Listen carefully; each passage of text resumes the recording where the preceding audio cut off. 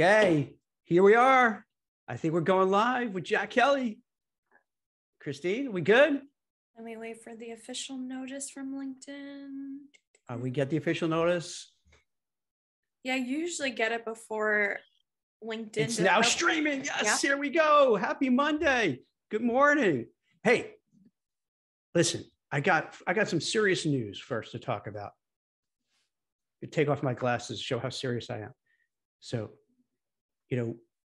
obviously we heard about, Russia invading Ukraine. There's a lot of talk about inflation. Everything is going up. Prices are going up. Gas is going up. We're worried about World War III. But it's come to my attention over the weekend that there's another serious matter that we have to talk about. So I found that Meta, formerly known as Facebook, has changed some policies. So now the well-paid software developers and engineers are going to have to do their own laundry. I know this is going to be really rough.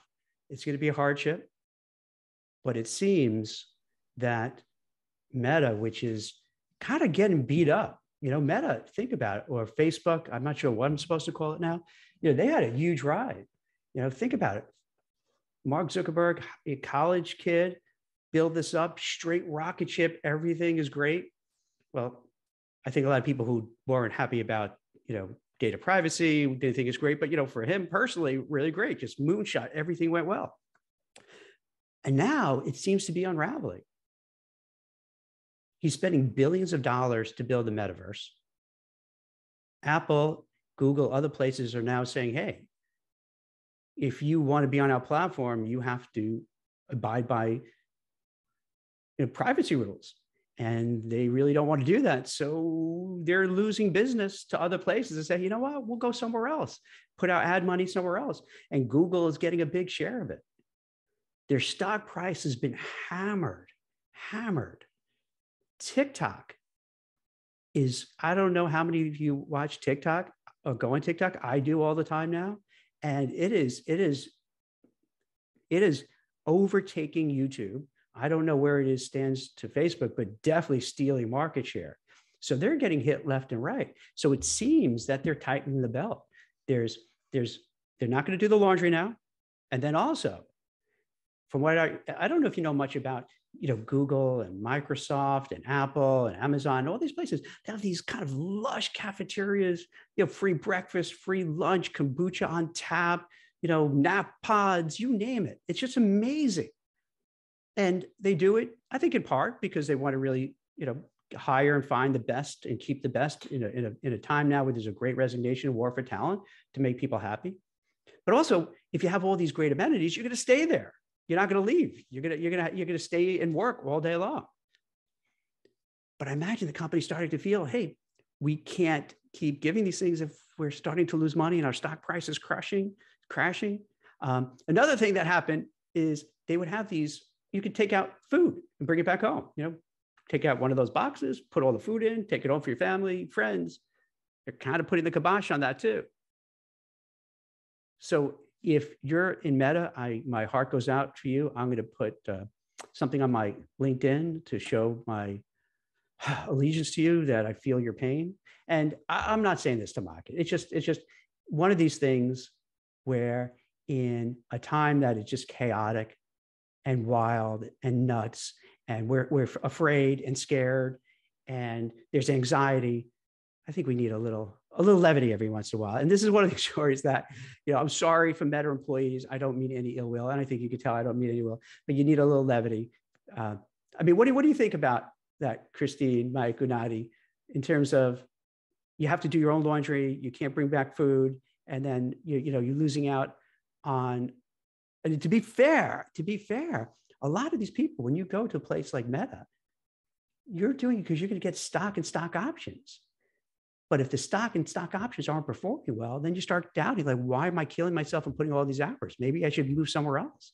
Maybe I should find a new job. Maybe I should go to a startup. So there's some serious ramifications to it. But so far, what do you folks think about this? I'm not gonna lie, it does come off as a bit entitled. Yeah, I read that they're losing their free laundry service, dry cleaning, valet service. A big thing was pushing dinner to 6:30 instead of 6, because their free transportation that Meta provides comes at 6 o'clock. So if dinner's at 6:30, they have to choose between their free ride or free dinner. And It's I a read, tough choice. That's really rough. That's like a yeah, and Sophie's choice. This is really tough. yeah, and the timing is interesting because a lot of Meta's employees, they're told to return to the office by March 28th. So it's interesting that these changes are coming when people are begrudgingly returning to the office. So it should be interesting to see what happens like with the retention rate at Meta. What do you think will happen? Do you think that there will be a lot of departures? It could be. I think it's a combination of things. You know, the company has drastically changed its direction into the metaverse. So I think a lot of the money is getting allocated towards new technology to all these metaverse projects. But also, I read that Meta, this didn't get reported amongst all this laundry chaos, is that Meta is increasing the wellness stipend for their employees from 700 to 3,000, which I think is a lot. So I think it's important to look like, what's more important? Free laundry, or my mental health, or financial planning, or care for children and our older family members and pets. So I think that definitely got underreported in all of this. Yeah, well, because I guess what happens is you hear the things like the laundry, and it makes for kind of a funny thing to talk about, and it seems very, entitled. But you're right. I think I'm guilty of that too, because I really didn't talk about the other stuff because I don't think I did the research for it. I should have done some more homework before I wrote this piece, but don't tell anybody. So basically they're allocating more money for mental health and wellness is what you're saying. Mm-hmm. And then, not to mention getting rid of the to-go boxes, they're eliminating 6 million to-go boxes.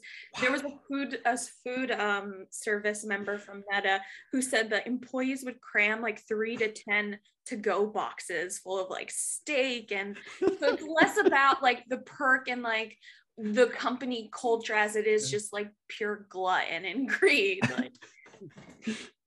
So you have people coming out like with monster boxes in their hands to give to family, friends. God forbid they give it to homeless people or anything like that. I'm sure that doesn't happen. But just bring it all home to family, friends, and having a good old time. Yeah, this kind of reminds me at the beginning of the pandemic when Google had told employees that they couldn't expense like free food or repurpose unused like gym budgets and stuff, and they got mad. And I remember kind of having the same like entitled reaction to that as well. Mike, you've been recruiting for forever. Sometimes you see things and you wonder, is this a top, of the market? Where you get things like this, does that mean we're in for a change? You know what I mean? Kind of where maybe these companies are going to start rethinking how they're dealing with their employees and how employees are dealing with, their companies. Yeah. I think that's an interesting, question or thought that you put out. I was going to give you my take on sort of what happened here. I think the planning, was a little bit short-sighted on Meta's part. And, granted, your point about the stock not doing well at all might have some of the, certainly have some of the employees up in arms about, their perceived income even for this year, and in the future, they may not be guaranteed such a lofty income given the stock price crashing. But it'll be interesting to see if Meta actually reverses this decision. And what makes me think about that is some of the comments at the end of your article, where people were responding to, well, my kids love the variety of food that I bring home from the to-go boxes. So I think, honestly, that person really didn't think of it as, stolen food or abuse of, the perk of, as far as free food while you're working. But something else caught my eye is that, Google, or someone from Google commented that, hey, Google has both laundry and to-go boxes. I thought the to-go box thing was literally at every company. So I think you might actually, certainly there's going to be an amount of people, a significant amount, looking around maybe to other tech firms because they could be ticked off about this perk. Not that it makes a huge difference, but it'd be interesting to see, because if it hits Meta hard enough and people start leaving to go to other firms that still offer these things, that'll be an interesting, reverse on Meta's part. I don't know if you agree with me, or do you think it's possible that they may change that perk? Yeah, I don't know how it's going to play out, but I think the wellness part is I'm definitely seeing more of that across the board. The emotional, companies are really caring about the emotional well-being of people, their mental health, worried about burnout. I can't tell you how many like chief people officers and chief executives and managers I spoke with that's kind of right front and center. So that part I think is going to remain. The only caveat I'll give is this: if, let's say, the stock market keeps going down and things get ugly in Eastern Europe and belts are tightened, you could probably see a lot of, whether it's food to go or some, calm apps that you're getting and gym memberships you're getting may be kind of pushed back because they're tightening the belt. That's the wild card. I think that's what we're all worried about. Like, how is this all going to play out? In Europe. Would these people rather lose some of their perks or, or the company reduce headcount? I think having to choose between the lesser of two evils, like get away with laundry, and I'd rather hold on to my job than lose a laundry perk. See, the thing for some of these people, though, if you're not in the tech space, you may not be aware, it is just ridiculously blazing hot. I mean, they cannot find enough software engineers, coders, and related professionals. They've been making big overtures to get remote workers around the world. And what's interesting, and I haven't read or haven't seen much about it, but I'm trying to find out, one of the places actually where there's a lot of the coders who are really good are in the Eastern European countries bordering on Russia, and Ukraine being one of them. I don't know what's happening now. Hopefully for some of them who have the talent, they can go somewhere else and immediately start working again, because there's a dire need for tech professionals. So they may be fortunate in the sense that they could have a skill to rely on and make enough money to kind of resettle somewhere. For others, not so much. But yeah, so that because there's such a war for talent, they're hiring people everywhere. So you do have, if you're at Meta, it's not like you can be stuck there, because you can feel, what, I have my choice to go anywhere I want, especially if you're good at what you do. Yeah, I think that's a good point. And, to answer your question further about, say, original question, if, the war continues to worsen and suffering's out there, the stock market tanks, it's starting to affect our economy more. I think at these big tech firms and even, smaller quasi-startup and startup tech firms, the hours and the culture is still going to be there, pushing it to the limit. I think a lot of these tech people thrive on that and are used to that as well. But to your point, it's so competitive that's why I was thinking Meta may have to, turn around, and it wouldn't surprise me if they reverse that policy. And one last thought on that. The perks, sure, from the outside looking in, as Christine said, they seem to be entitled, and it is, when you first hear about it, you kind of cringe and go, get real, people. I mean, what about, the common folk? But I know just, in general, in all my years of working in different firms, et cetera, in spite of my lengthy tenure at our firm, once you always get something and then all of a sudden it's taken away, even if you didn't use it that much or make that big a part of it, if it's taken away, the, quote unquote, water cooler, chit chat definitely is, I think, hyperbole and exacerbated a bit, enlarged on that. Hey, is this really going to make that much of a difference? And workers tend to complain. There seems to be a lot of disgruntled workers, and there's talk like that. So this might wear off. Essentially, I could see it also happening that it's not going to affect the employees at Meta that much. It's just kind of a human nature. If you're given something, whether you use it or not, and then it's taken away, your right to it or the option, you tend to complain a bit and be disgruntled about it. I think it's smart to cut up some of the in-office perks too, because less people will be in office. You know, most of Facebook will still rely on like the hybrid work model. So why not cut some of those expenses? But I think the smart thing to do would be for Meta to survey its employees and ask them like, what do you want? And I think that could give a better reading to help keep employees engaged and not lose them to other big tech companies. And Absolutely. you know what, Christine, one other point, it's interesting, you brought up that wellness stipend going from, you know, several $100s, whatever, up to about 3,000. I'm just curious though, you know, it's interesting. What does that sort of imply as far as that expense for wellness? Obviously, the first thing that comes to mind to me is, yes, you could seek, you know, psychological treatment, you know, speaking to a therapist or something of that nature, reaching out. But other than that, what's encompassed under wellness? Is it, okay, that means I have more leeway to take a little bit more time off for paternity leave or for a sick family member or something? Because my thought is this, who's really going to use that $3,000 budget? Yes, it's great. We all know mental health it should no longer be a stigma and things of that nature in firms and, you know, just in the public and humanity in general. It's much more acceptable.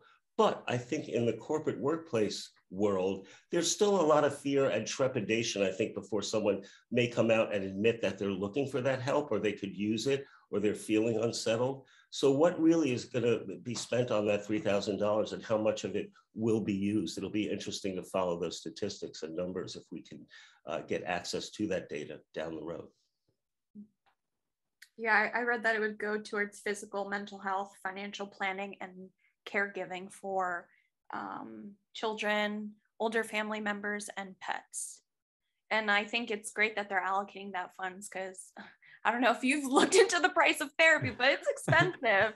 So $3,000 is like pretty generous. It's right. It doesn't great. It seems like a lot, Mike, but goes quickly. If you're taking care of a sick relative, that's going to cost a lot of money. A pet, I have 2 dogs, 2 cats. It gets expensive. I was going to say that I can relate to, Yeah. you know, having had my share and the intention to continue to and then, get a new pet shortly. And then also maybe you get a gym membership. Maybe you, you know, get different apps, you know, to help with your mindset. So before you know it, that money is kind of used up. That's a good point. No, thank you for that. You know, I was looking for the answers. Here's something else. In a kind of similar vein, meaning kind of lighthearted a little bit, if you will. So wrote over the weekend about how President Biden is marshaling an army of TikTokers to get out there and then give propaganda to their followers about how evil Russia is and how awesome America is and what's going on. So basically, it's really interesting. Back in the somewhat early-ish in the pandemic, Biden administration brought in a bunch of TikTokers and paid them, I don't know, about 1,000 each or so. People like, what is it, Olivia Rodriguez, or I don't know. I'm not up on my TikTok celebs. I have to kind of brush up on it. And with the idea that they were trying to get young people to get vaccinated.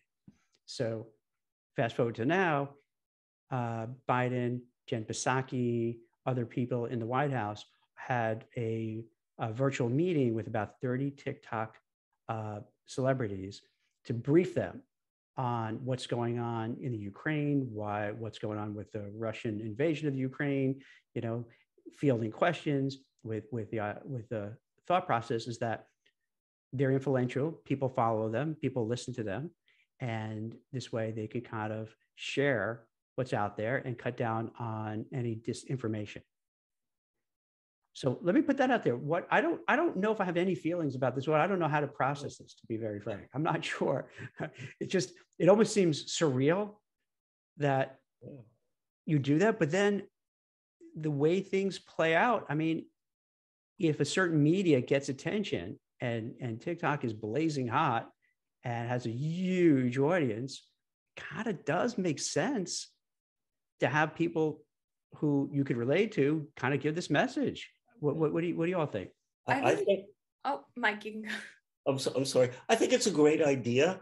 I will say this though, I'm quite perturbed and a little perplexed that they use the term propaganda. Oh, that's me. I'm using it. That's not because I was going to say that's not the right. We're dissing Russia for putting all that out there. So I'm trying to be provocative by saying. I understand. I do apologize. So then that makes much more sense. Short answer is yes. I think it's a fantastic idea, and it's almost a matter of time. I think some of that's probably being done already, not necessarily with TikTok influencers, but just social media in general. So that's my opinion. Christine? I think it's really smart in the way that he's utilizing Gen Z, because millions are turning to TikTok for news on the war. So why not equip them with like the knowledge to actually speak about the things that they're already speaking about? And, a lot of influencers have shared relief fund links and stuff, and it's important to be able to decipher what's real and what's not.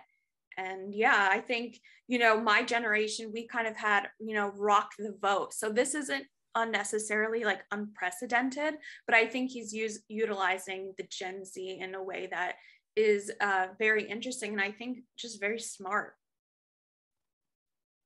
And do you think the followers, and I'm not casting any aspersions on these folks because I don't really know who they are. I've, seen their names. I don't follow them. I'm not sure who they are. Would they be able to really clearly articulate the message, you think?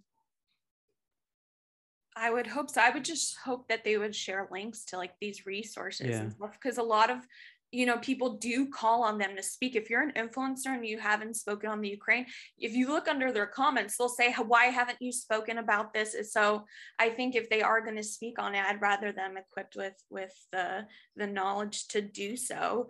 I've seen a lot of people, so many people get their news from TikTok, and I'm always kind of like, maybe you shouldn't do that, because I've seen like dangerous like narratives being told, because a lot of them will sacrifice facts in order to be funny. They'll do it for the views. So I think it's important to do this to stem like misinformation. And also there are a lot of messages that have been put out by Russia itself, so to be able to cut down on Russian propaganda as well.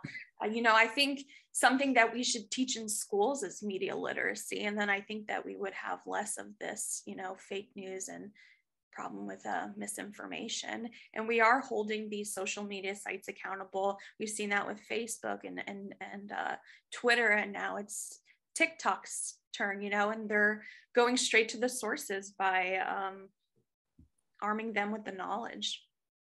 Christine, it is really funny because when you mentioned that, it does change. So, growing up, I remember in elementary school, we'd be told to read the New York Times. Oftentimes I had no idea what I was reading, but you started reading the New York Times. Then you have the internet, so then you're looking at things on the internet, and then you have like Twitter. I'm gonna get my news from Twitter, and then you find out, oh, all right, this is really Twitter is the place you're gonna find a lot of news. Maybe you find news on LinkedIn. Maybe now you find it on TikTok. So I guess it's one of those things you have to put aside your preconceived notions of where you're supposed to get news. I think one of the folks there, I want to say Khalil Green, but I could be wrong about his name. I think that's exactly what he said. What you said, Christine, is, hey, we get, meaning his generation gets the news from TikTok. So it does make sense. They're reaching out to us to talk about it. Yeah, yes. I read these kids are using TikTok as like a search engine, whereas we might go to Google. Our first instinct is to Google something. Their first instinct is to search it in TikTok and see what people are saying about it. That's a trend that I think it's definitely taken hold, and it's going to continue to do so. And as each generation continues to age, as humans, we all do, there's going to be more and more. Jack, I remember exactly what you're saying. I remember in 10th grade English class, our teacher basically sort of gave an instruction on how to read the Times, how to read the Post or the Daily News, folded a certain way, what's on the front page. Oh my God, folding it, yes. Yeah. But so here's my thought is that since this is a trend that I see, taking hold and almost perhaps print newspapers becoming a thing of the past, the same way, Christine, I think you were a journalism major or Jack, what have you, but I think more and more there's going to have to be some kind of controls or journalism ethics and perhaps rules eventually set upon these sites. But here's the thing.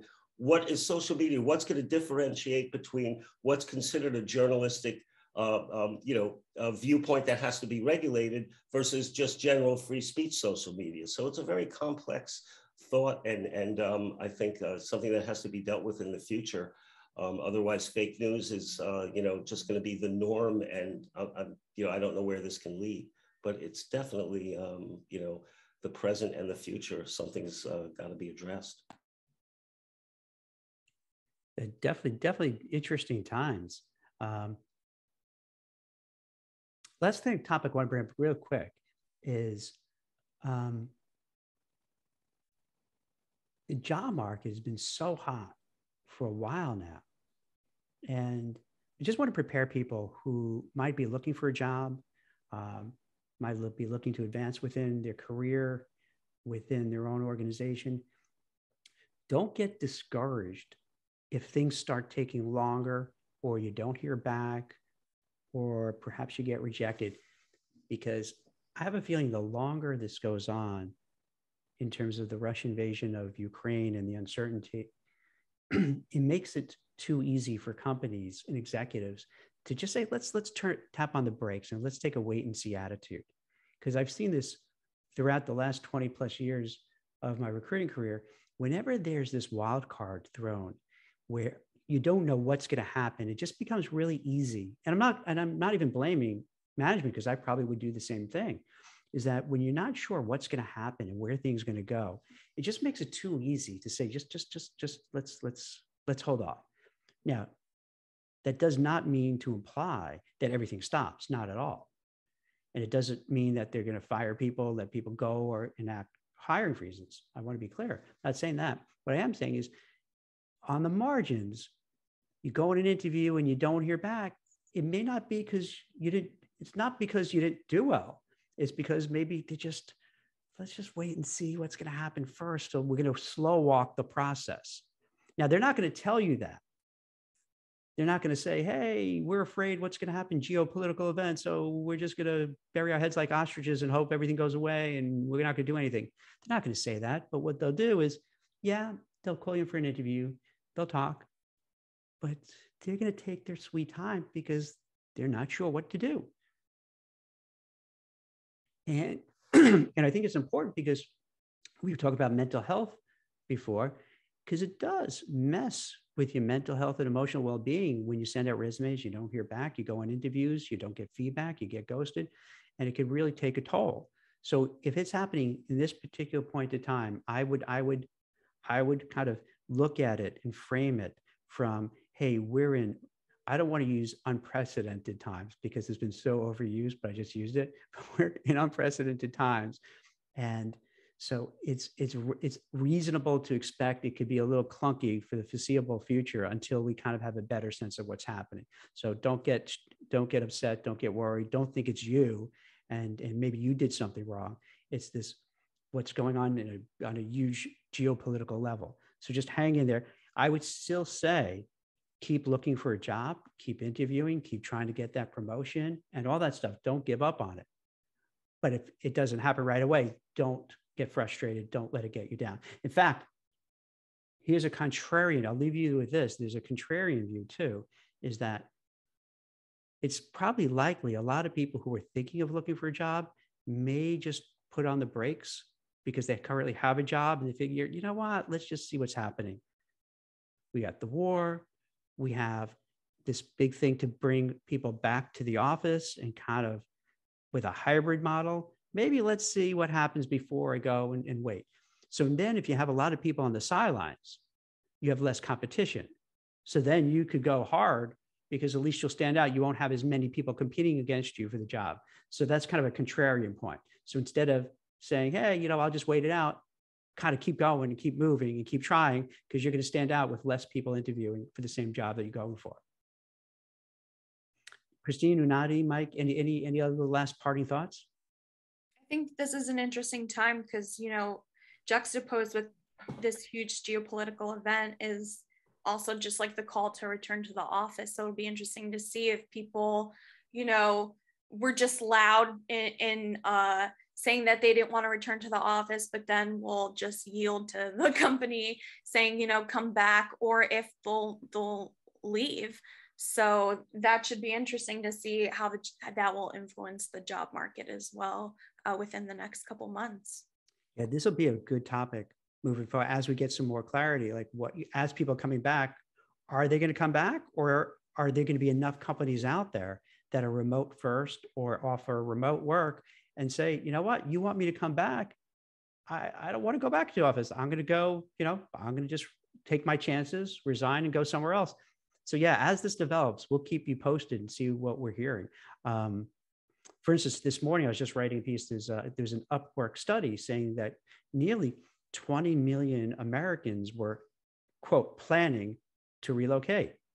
And that seemed like a huge amount of people. So digging into it, I don't know. Maybe it is. Maybe they will. I don't know when exactly they started the survey, but it's huge, like 23,000 people. But with hybrid work, with Omicron kind of, going down, it makes it too easy for the companies to say, hey, get back in. And then maybe you did have plans to relocate, but you're going to feel like, all right, picture any, sitting around the kitchen table, you're sitting, hey, honey, should we really sell the house, take the kids out of school, go somewhere else? And I don't know what happens if we can't get a job somewhere else, or what happens if more of these companies are remote or hybrid, and then now we're in a place that we can't commute anywhere. Yeah. You know what, Jack? I think that's a great point, and it's going to take time, and this will probably go on for quite a while, through the end of this year, maybe a bit longer. Because here's my final thought is, the one thing that you cannot change and you can't be flexible about is you have a family. You need to feed them and yourself, or even if you don't have a family, you've got to carry your proverbial monthly nut. So I do think they're going to be rethinking this a bit more, and there will be perhaps less and less options. And to your point, with Omicron, and the pandemic continuing to be in the rearview mirror and further back, it's quite logical. And looking back on it, there are a lot of benefits to on-site, or at least a defined permanent hybrid type of mindset. So yeah, it's going to be interesting times. I agree with both of you. With the call to return to the office and losing out on certain perks, do you think it's smart for employees to go to their company and almost like negotiate, like, if I lose this, then can I have more paid time off? Would you advise people to do that? That's a really good question. So what you're asking is that maybe use this time to have a conversation with your manager just on kind of everything. Like, hey, are we going hybrid? If so, is that going to be forever? Or is that, I think, let's be frank, I think all of us in the back of our mind feel, well, I shouldn't say talk for everybody, but I feel in the back of my mind that, or really in the front of my mind, is that they're saying, oh yeah, don't worry, 2-3 days a week, come in. Yeah, that's it. Don't worry. I don't know. I give it some time, and you're probably going to see, well, we really need you in 4 days. And then, we need 5 days. So I could see that creep. So maybe it does make sense to speak with your boss and say, hey, what's the real deal? I want to plan for my kids with where they go to school. We were thinking of maybe relocating to a different area. So if it's hybrid, then we could relocate to a cheaper place, where housing is more affordable, less taxes, better schools. And I could, have that long commute 2 days a week, 3 days a week. But then if you turn it around 5 days, that's going to be just too much. So given everything that's real, like, there's a lot of moving parts now. So it does probably make sense to have that conversation. What is the company doing? Where are they going? If I'm remote, can I still work remote, or do I have to come in? Do I have to come in? If it's hybrid, is this going to be forever? Is it going to be short term? Is it going to change it from hybrid? Is it going to be something else? And if you're a place like Meta or one of these tech places, hey, how important are the perks? Or what's going on with the company? Are we on a downward slope, and maybe go from a place that used to be really fantastic and not doing so well to kind of go try something new. So this is really a time to really kind of think clearly about what you want in your job, in your career, your life, the work-life balance, and just do a lot of homework to see what's going on, and have conversations with your peers with your managers, with your supervisors, to really kind of know what's happening so you can make smart decisions. And with the window closing where job seekers and employees have the upper hand, now would be the time to kind of negotiate for those things that you want, like a promotion or a raise or a bonus or any of those perks that we talked about. True. And the one thing I think it is great, to your point, Jack, about having, maybe it's a good time to have a conversation with your manager and all, but specifically as far as what the future is and what the policies will be, I'll play devil's advocate. I think the truth is, most of these managers, you're talking about the future and the unknown. They may have word from the top now on what's going to lie ahead, but that's certainly subject to change. And it's going to be the marketplace that in the end, simply supply and demand and what other companies are doing that are really going to determine how much this hybrid will stick, or will it be, 5-10 years from now, we'll look back and say, hey, remember those days, and we're back to where we were before the pandemic. It's just no one really knows for sure. That's a good point, because what you're saying is really, with the best of intentions, they may not know. That's right. They don't know. Right. So they can say, oh yeah, don't worry, it's hybrid. Yeah. And then, 6 months later, no, 5 days a week. Right. So you're right. But you still have to ask and do these things anyway, just to play. Yes. Yes. Yeah. All right, cool. I feel like it should be like two-way. Like company has to listen to employees and employee has to listen to company. I have seen like with the same company, two different team, one has to go, one didn't have to. So like, it's also the thing that some people can work from home. So like, why not? So, yeah. Yeah, it's a lot of times you're not sure, like, why could someone working from home, someone can't? And there's just, and I guess I would go to what Christine's saying. It makes sense just to speak and talk and ask questions, so you just know what's happening and that you can manage your career appropriately and navigate these just wild times. Especially now while you have the power, because that could be fleeting. Yeah, that's the frightening part, right? You have all these gains for employees, all these good stuff that's been happening. And you don't want to, just like Mike said before, once you have something, sometimes it's worse when it's taken away, then you never had it at all. Mm-hmm. So, but let's be positive. We'll leave it on positive that we'll come to a resolution in Eastern Europe. Things will be, better. Companies will give choices. You can, if you want to work remote, they'll let you. If you want to work in the office, you will. If you want to do a hybrid, you can do that. If you want to be flexible, meaning come in when you want or don't come in if you don't want. So hopefully, things kind of keep moving in a good direction. So thank you, everybody, for watching. I appreciate it. If you have any ideas or interest in a topic you'd like to hear about, hit us up, let us know. And thank you very much for watching. Have a great day. Bye. Bye.